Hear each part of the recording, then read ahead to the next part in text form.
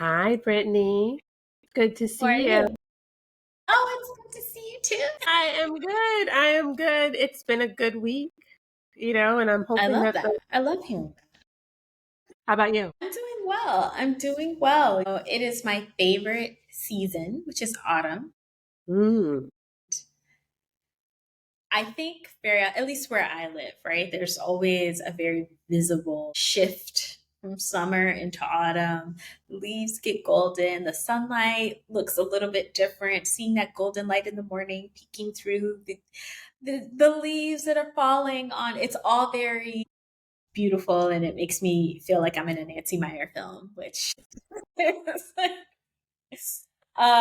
enjoyable. So for now, I think that we could every now and then we have some episodes that are a little bit add some levity to the space. And I just think that now is a time where we can bring a little bit more light, right? yeah, let's totally do it. We want to live in a space of joy, right? Yes. Sometimes. And so let's do it. Awesome. Awesome. Looking forward to that. So, to our listeners, we are focusing on Aristotle's five virtues. We have the spent framework. And so I spent, pun intended, some time thinking about some of my favorite things or things that may bring me joy according to that spent framework. So I thought maybe we could challenge ourselves to mention things that either bring us joy, things that we're focused on, or things in the past that we found interesting using that spent framework. What do you think? Let's give it a go. Let's Awesome. totally do it. I mean, I think that makes sense. And we also want people to understand how to apply it. And we may have different ways of applying it, which is cool, right? Like it's Yes. not meant to be rigid. It's meant for us to be reflective and thoughtful about how we approach life. Yes, absolutely. Absolutely. So, the first one, of course, is Sophia, which is the philosophic wisdom. And I am currently reading a book. This is not an endorsement. I haven't gotten all the way through the book right now, but it's something that at this point in time I find really interesting to engage with. And that is The Prosperous Power of Your Subconscious Mind by Joseph Murphy. Have you read this? I have not. Okay, so this book at this point is, at least where I'm at now, it's really kind of teaching you how to use the conscious mind to deposit constructive thoughts into the subconscious mind. So I am someone who I always have very vivid dreams. In one night, I can remember multiple dreams, which I've heard is pretty unusual That is for people. unusual. That is unusual. By the way, this is one dream I do remember. You were in it. We were at the airport. I'm only remembering it now because we're talking. We were at the airport Yeah. and you had a whole team that was following us around for content. That's all I remember. Okay. But you were absolutely in Okay, so we're gonna take that subconscious thought and amplify it and apply our conscious mind to it. I love that. We're gonna be there. And so, the book is essentially just saying by changing thought patterns, you can reprogram your subconscious to live a life that's more aligned with where you are. So I don't know for anybody listening if you're having dreams of your teeth falling out, or you're on stage and you experience a sort of fright. That suggests that subconsciously you may feel vulnerable, you may feel powerless, you may feel a number of different things. And so the book suggests that even if consciously you're saying, "Oh yeah, I love being positive," or I absolutely feel empowered," and then subconsciously you're having either dreams or situations happening in your life that don't align with what Mhm. you're espousing, it suggests that there's some work to do. So I really enjoy reading some of the case studies in the book and seeing how people are able to reprogram themselves. I've been doing a little bit of it myself. And my dreams are normally, again, I have a number of dreams for the most part, they're not bad at all. But I found myself being more aware in my dream. Like, this is a dream and this is really cool. So I can do what I want. So right now I'm going to make XYZ happen. So I like that. I like that. So I like the that's my fact that you Sophia. are, yeah, I like the fact that you are like actively seeking out educational resources to do that and then trying to apply them to your real life. That's a really smart way to do it. I'm not doing it that way. So, so for my Sophia, it's really trying to understand my why. And that has changed for me over time. And I actually view this time as era of recalibration around my purpose. And so I have defined my purpose as just being better than before. So being better than before for myself, but also in my engagements with clients or in my volunteer roles or however I'm engaging in the world. And so I ask that question and apply that mantra, or that philosophy to, I would say, most of the things that I'm doing. I'm practicing it so it's not 100%, right? So what is my Right. why and does it apply to my mantra? And so once I do that, I can hopefully manifest these things in a way that supports those goals. And then I will feel more aligned. And it's about my thinking also. So even before I go to sleep, just to kind of piggyback on your dreams, I try to center those thoughts before I go to bed. Maybe they're coming up in my dreams and I don't remember. I don't remember a lot of things that happen in the daytime when I'm conscious. Fair enough. But I'm hoping that by doing that, I'm taking steps to make all of those things come to reality. I know I need to do more. I can't just think about it, but that's just a starting point for me. That's how I I apply love that. I love that. And I'm looking forward to updates. I know you said it's starting, so I'm looking forward to updates as it continues. it. It's a work in progress, right? Definitely. Totally into it. Okay, so the next is the P in our SPINT framework, which is phronesis, and that's practical wisdom, I believe. Yeah, using your good judgment. Yeah. Do you want to Mhm. kick this off? Well, so I guess that would be like the next step in my purpose driven approach, right? Like really asking myself, what is the approach I'm taking in the interactions that I have with the world and with what I'm doing, right? So I'm now just not thinking about it. What's my methodology for achieving it? Now, this is something that I have to work on Okay. continuously because I have lots of thoughts. Lots of thoughts. And my mind has always been this way since I've been young. Like I have lots of ideas. I can write them down, but they also take a certain amount of discipline to activate them. And the more ideas I have, the more bandwidth I need. And I need to prioritize more.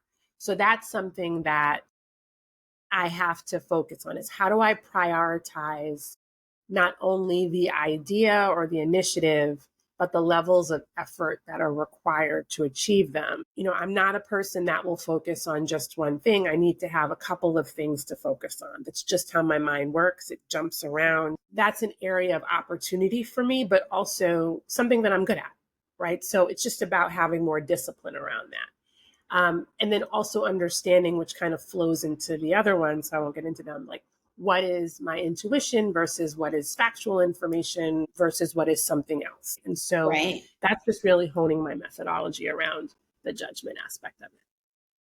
How about you? I think that's really cool. I love that, actually. I was just thinking about the practical wisdom. And I agree with you. At any given time, I'm probably reading like between 3 and 5 books, and they're all so different.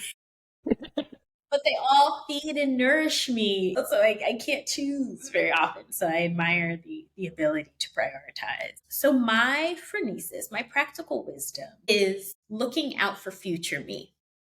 Here's what I mean when I say that. I don't know if you've ever had a moment where, let's say you changed purses.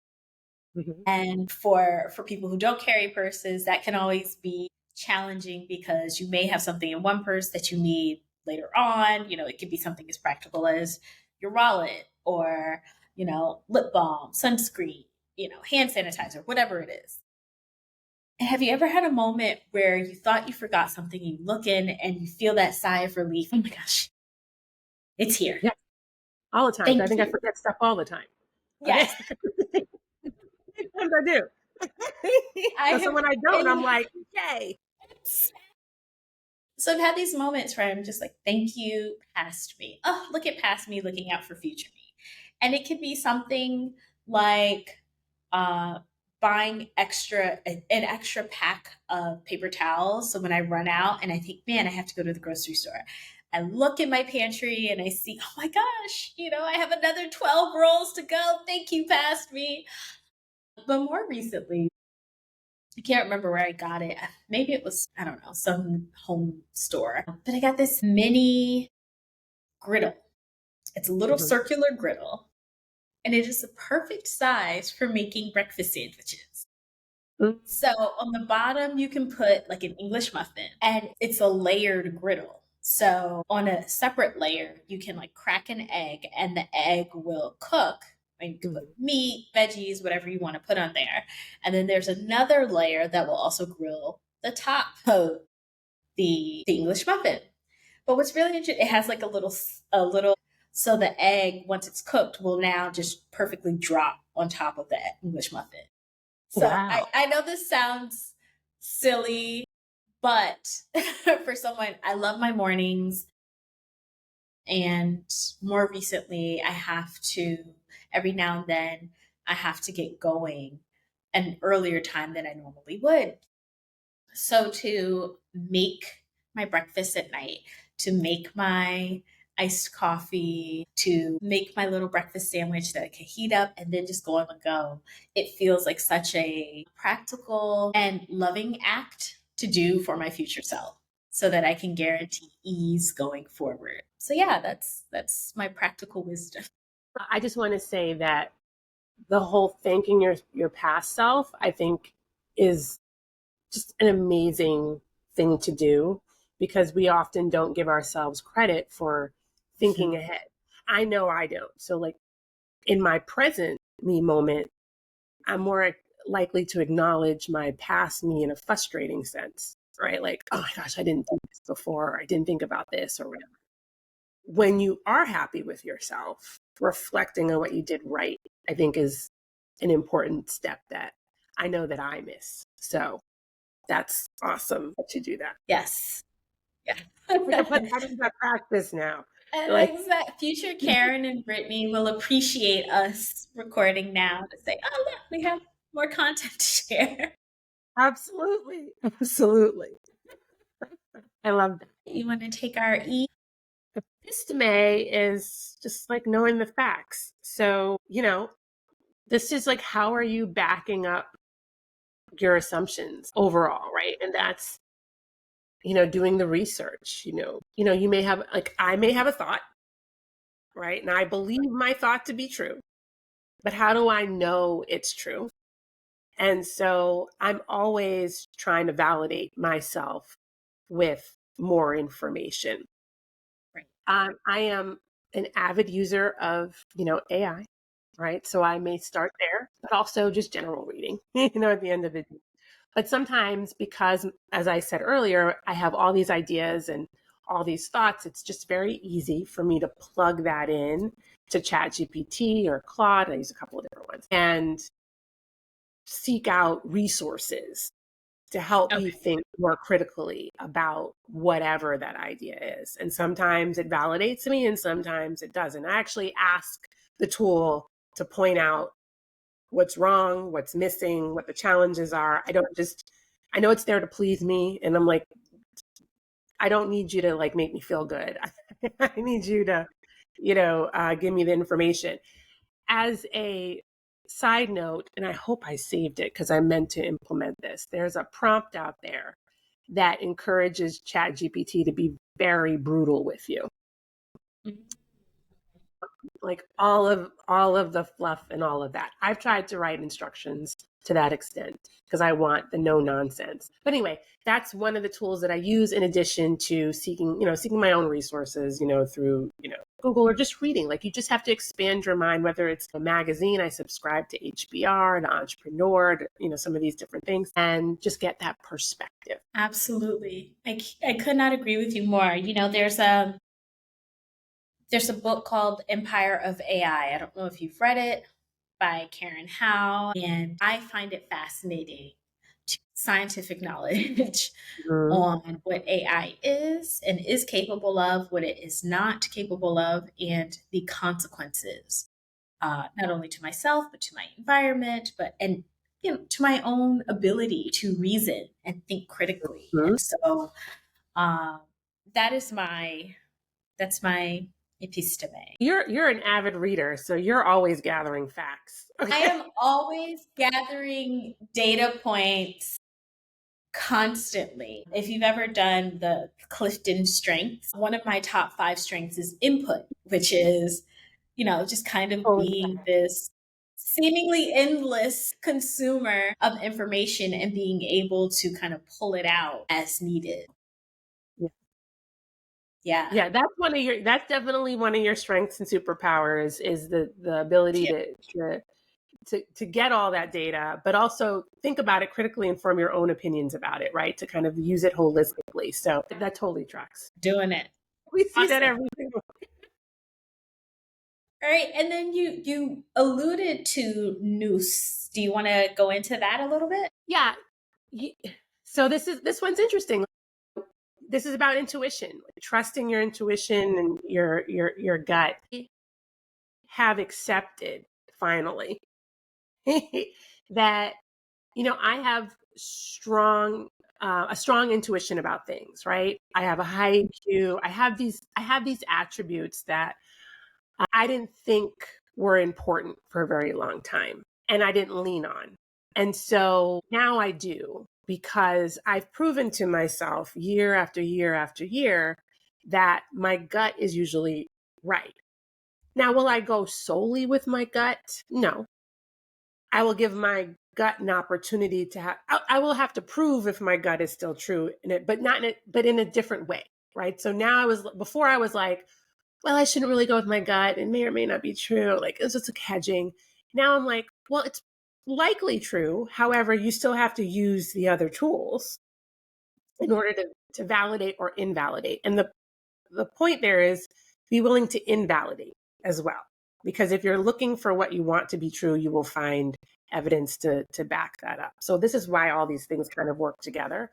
But it is an attribute that I do have naturally, and I shouldn't ignore it. I should just use it as a data point. Yes.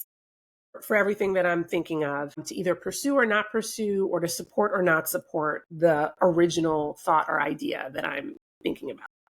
So that's kind of how I think about my intuition now. It's to accept it and to appreciate it in a way that I haven't in the past. What about you? Is that a word? And I'm thinking of it almost as a muscle, right? And continuing to use it so you can develop a better relationship with it. Yes. Well said. Yes. Yeah, I think self-trust has been one of the biggest hurdles. For listeners, maybe you understand this. If you're the eldest child, especially the eldest daughter, if you're in any way type A, if you've had to be the first to do anything, that fear of not even failing, but just to be seen trying without achieving immediately is terrifying. Yeah. There's a joke about the millennials who were gifted and talented all their lives, and now they're just completely burnt out as adults because they followed the script, right? You did the program, you got the straight A's, you did the fellowships, you did everything you were supposed to do, and you arrived to adulthood to see that there is no script. There's no roadmap, and it's really just you having to figure out what works best for you. And that can be terrifying. And so to your point about self-trust and developing that intuition. That's something that I'm leaning into. With EQ, so there's something called the Cohen test. I don't know if you're familiar with it. Many of our listeners may be familiar with Sacha Baron Cohen, who's actually a cousin. The Cohen test is very often used to uh, gauge whether or not people are on the spectrum. It's not definitive. I want to be very clear about that, but it gauges EQ. And the test is just you seeing a series of eyes, and you were supposed to guess the emotion based on the eyes alone. And of course, there are perhaps cultural differences and things like that. But on the whole, it gives people a sense of where people are. So during times like the pandemic, where a lot of times people were wearing a mask and all you could see were eyes, you would think that the general population's EQ would have risen, but it dropped. So the average person's EQ is usually on the Cohen test. People usually score somewhere between like a 40 to a 60%. Mm-hmm. And so I remember I was speaking with the professor I was working with. And so I told her my score because I'd gotten a 96. And her face, she freaked out. Oh, she's like, oh, that's Amazing. unusual. Right. And so, to your point, because I would love to hear all of the ways that your nous, your intuition, has helped you in marketing. I know it's helped me when I was trying cases. It's helped me build partnerships and find spaces of connection because able to calculate, right? To take into account all of the different points. She's nodding, her eyebrow moved. Maybe she agrees with this point. Maybe she doesn't. Maybe that's a point for us to delve further into. All of these things are happening at rapid speed, right? Mm-hmm. In milliseconds. So Yeah. it's interesting. Yeah. So I would say that nous has helped me in my interpersonal communications Mm. more than it's helped me in marketing. And the only reason I say that is because although it is correct most of the time in my approach to marketing strategy, I can't use that alone. One, because people don't believe me. I think that's like 90% of the reason. Like people are just not going to, well, Karen just thinks that's the way it should go. It needs to be backed up by Right. data. And so I distinctly remember just earlier on in my career, being challenged on my nous around my marketing strategy. And I remember being very annoyed by that because I'm like, I just know it's right. Like, this is the way it's supposed to be. I understand people. I understand their intentions. I know what makes them tick or what their pain points are. I know this. Okay. But people don't believe that I just know it. They want to see why I knew it. And they wanted the data to back it up. This early in my career, I was like, oh, you need data? Why? I know it to be true. And so I learned, that I had to back up my what they thought were assumptions. And I guess you could argue they were assumptions. They just happened to be correct assumptions, right? So yeah. So it does help in terms of understanding the direction you may want to go into, but you still need episteme. You need to partner it with episteme, Correct. right? In order to move Right. people along with you. Again, you're supposed to validate, right? But you also need buy-in and cooperation. And so you have to pair it with something else. Absolutely. And I think we see that often, right? So I think when we look at leaders who have been able to tap into their intuition, they do quite well. I'm thinking of the CEO of Costco, right? Who, when paired with certain knowledge, to say, hey, this is what a lot of these other big box retailers are doing. This is what we should do. The instinct to say, nope, we're gonna keep our hot dogs at $1.50. We're going to keep certain initiatives. We're going to do things our way, regardless of what the market is doing. And to see anybody who's invested in Costco has had a really great year because the episteme of it all shows that is proof positive of that intuition. right, of that nous, to see that those instincts are paying off real dividends Yeah. to Yeah. folks.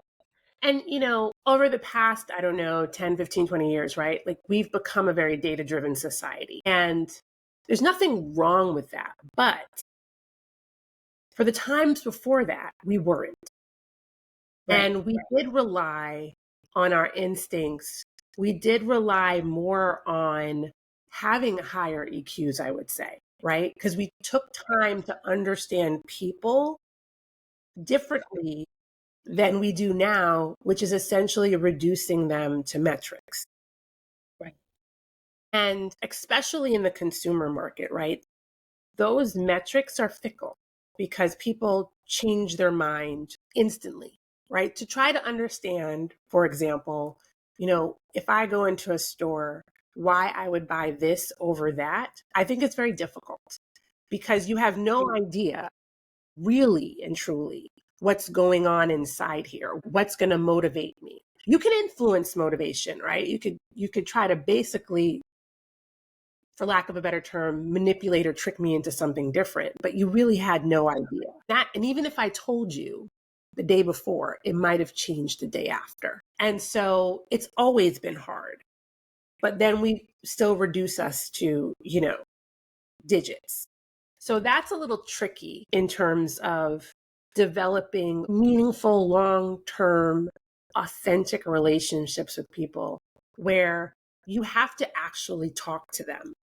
And it's hard to do that at scale, and we're trying to do everything at scale. But there's so much of a difference when I have a conversation with you rather than when I look at a survey you filled. And that's where your instincts, built on potentially years of work and study and research and using the SPED framework, even if you didn't know you were using it or not, come into play so that, like you said, you can trust your instincts, and those instincts are more likely to be correct because of your past practices and your critical thinking and your depth of understanding of who your audience is.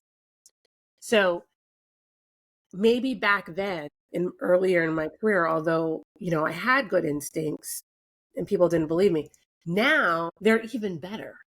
So while you may or may not have the data, my instincts are closer to the data that you would receive. Not saying you shouldn't still prove it, but if you didn't have it at this point in time, you're probably still in good hands with me, right? Because of my past. So there's something to be said for instincts in a positive way. Exactly. Do you want to round us out? So techne is just about making it all real. So, that's just like, how do you activate your goals or your project or whatever with intention? And I think that for me, it has to link back to my purpose. So it starts with the Sophia all over again. I've thought about my why. I'm trying to exercise good judgment in terms of my approach. I'm sourcing the facts. I'm leveraging my intuition, and I'm taking all of those things in order to put that into action, whether it's a very specific plan or whether it's, hey, what am I going to do to make my future self happy? Right? So, True. and it's the thought that you put into, at the end of the day, whether it's a small thing or a larger thing, in activating it from idea to execution. I love that. How do you make it real for yourself? Every time you share something, I'm like, yes, let me just, let me compute, let me process. So you're absolutely right in that these are all tied together, right? And I think that's the point of the framework, is to have each of these virtues interwoven into and feed into what you do, how you think, say, what you interact with. So because, we've spoken a lot about books and reading and input and data, one of the things that I love that I keep on me at all times, my phone, but I engage with apps that help me more meaningfully engage. And one of them is the Nebi app. Have you heard of the Nebi app? I'm always learning about new stuff from you. So tell me about the Nebi app. How do you Love spell it. it?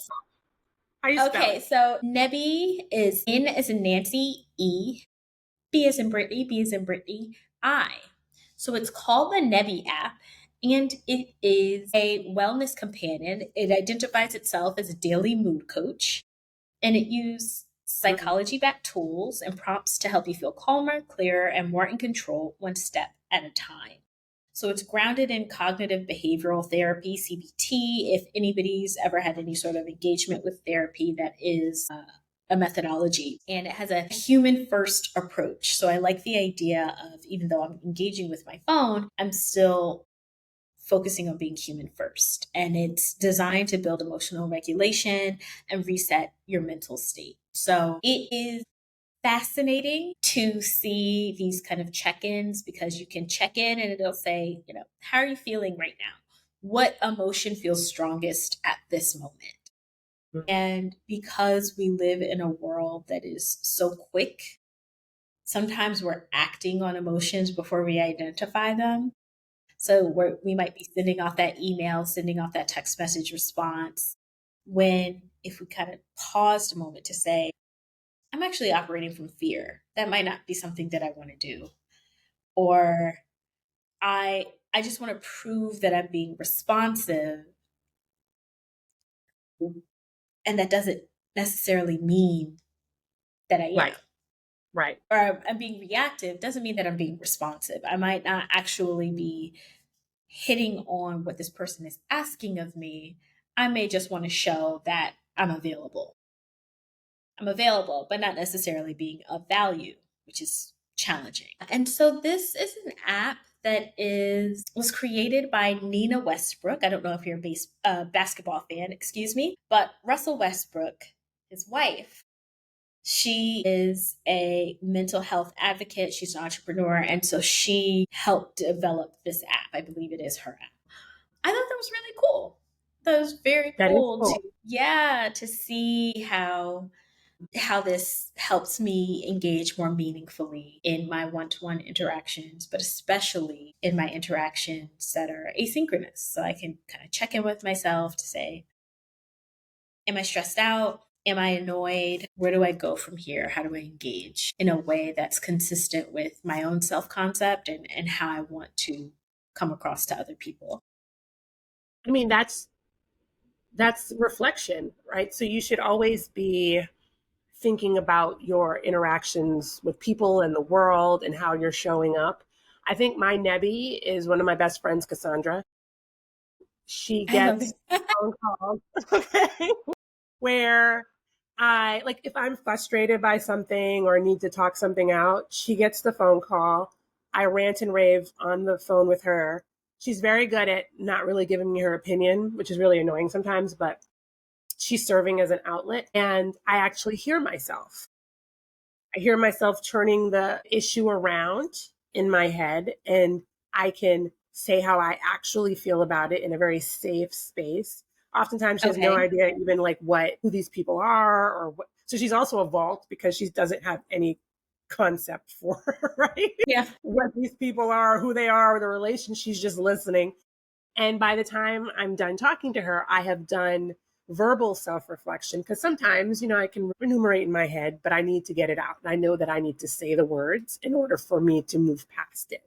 And so she's my outlet to do that. So she's my Nebby. And then by the time I'm done, I know how I'm feeling. I know I need to take a beat. I know now, especially if I'm aggravated or frustrated, I need to give myself at least a day. Mm. And as I've gotten older, and sometimes it's less, but as I've gotten older, I realize I don't have to care as much. That sounds really bad, but like, I don't need to sit in this. I can assign a level of importance or priority to it and then mold my reaction around it. And now I'm like, is this really affecting my world? Is this really my problem? Because I do take on other people's things. And so now Sure. I'm better at separating, is this truly my problem or am I being helpful? And how can I best be helpful with also, also without affecting myself negatively? Because I'm no good to anyone if I'm emotionally compromised, right? So you have to, I think my point there is that everyone has their own thing and a way that they have to express themselves in their own outlets.